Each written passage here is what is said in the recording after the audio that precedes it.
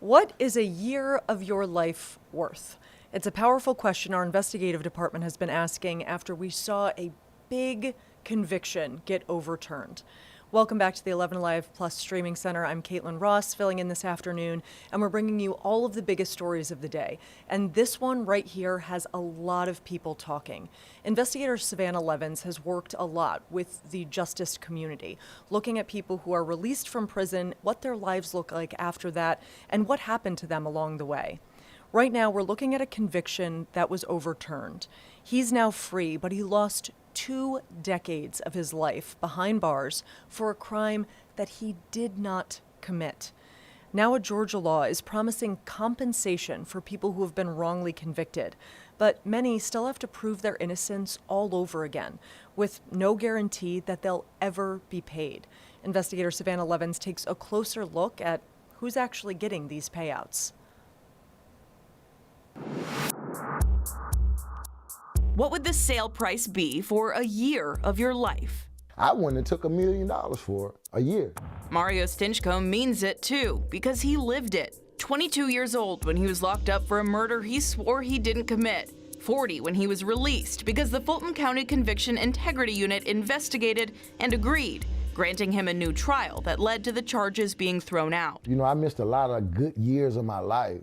His son's first steps, his mother's last years, his daughter's first day of school, every birthday, graduation, milestone missed. I just want to get closure. I want to be able to move on with a productive life. Now 45, Stinchcomb is trying to rebuild. He started a trucking business, bought a home for his family, but it's been hard. I want to invest. I want to buy land. So all the dreams I had, I still want to do them. Now those dreams feel more within reach. Motion has prevailed. Last year, Georgia lawmakers created a path for people like Stinchcomb to be repaid for those lost years. The Wrongful Conviction Compensation Act allows exonerees to seek payments from the state, around $76,000 for every year spent wrongfully imprisoned, an extra $25,000 for each year on death row.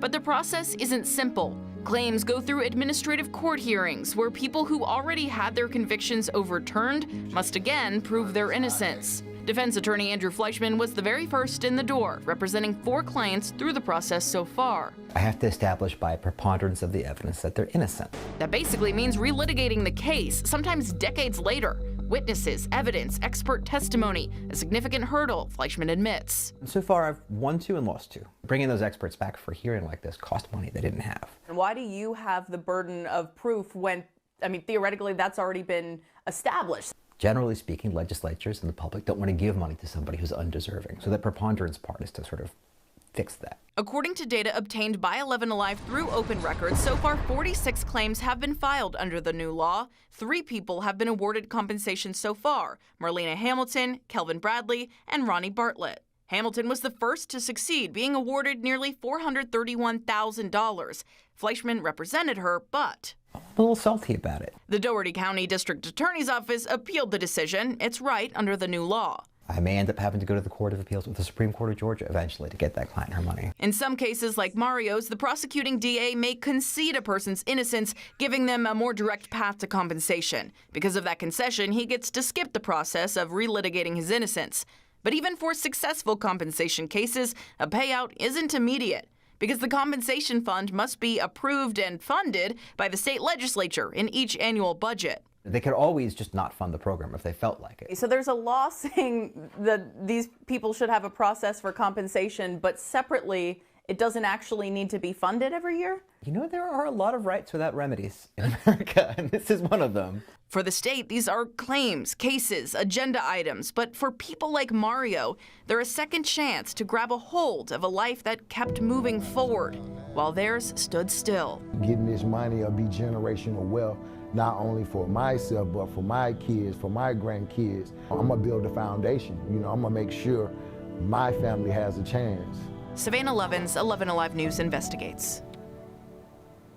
Such powerful reporting there. We're so grateful to Savannah for following that story and sticking with it. These cases take a really long time to work their way through the justice system, so we're grateful to have a unit that's so committed to getting justice for people who have really been wronged by the system.